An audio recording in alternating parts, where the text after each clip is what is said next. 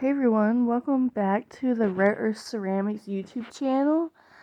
Thank you everyone for clicking on this video and being here. Today I'm going to be turning a monstera leaf into a stencil, and then taking the stencil and making a leaf out of clay. I've already turned the leaf into a stencil, so now I'm rolling out a slab of clay and I'm putting the stencil on there, trying to make everything nice and flat so I can trace it and cut it out. I'm taking my needle tool right here and cutting it out, and I don't go as deep as I cut the stencil just because I wanted there to be more surface area in the middle of the leaf.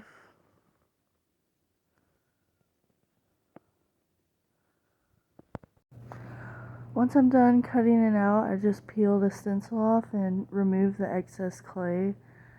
I use my needle tool to take out all the little slits in the leaf. I'm just smoothing it out. Whenever you make stuff on canvas, the canvas texture tends to show up on your clay a lot, so I was just trying to smooth it out because it bothers me. But here I'm taking the leaf and draping it over this plaster mold that's in a shallow bowl shape, and I'm just smoothing it out some more, trying to fix some of the edges that are a little bit rugged. And I'm just going to leave this leaf on the plaster mold for a few hours to let it set and dry into this bowl shape.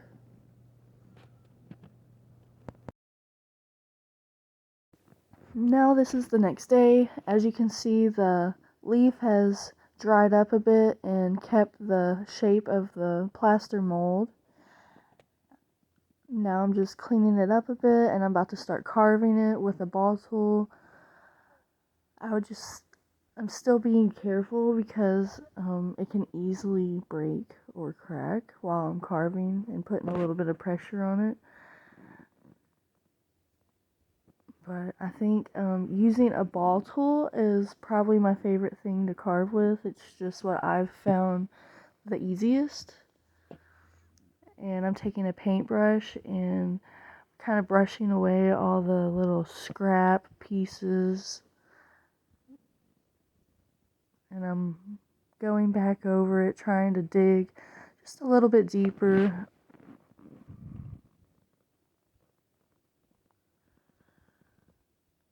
But in a second, I'm going to be flipping the leaf over and carving lines on the back side too.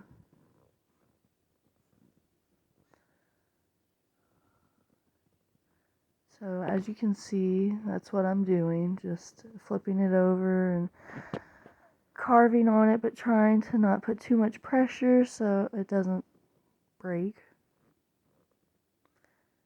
I'm just dusting off all the crusties.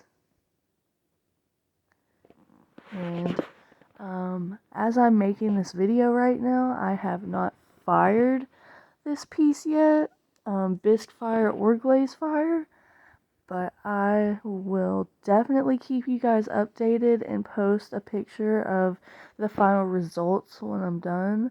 I've never done anything like this, but I'm so excited and I can't wait to see the end result after I glaze fire. But thank you guys for watching, and I'll see you guys in the next video. Bye.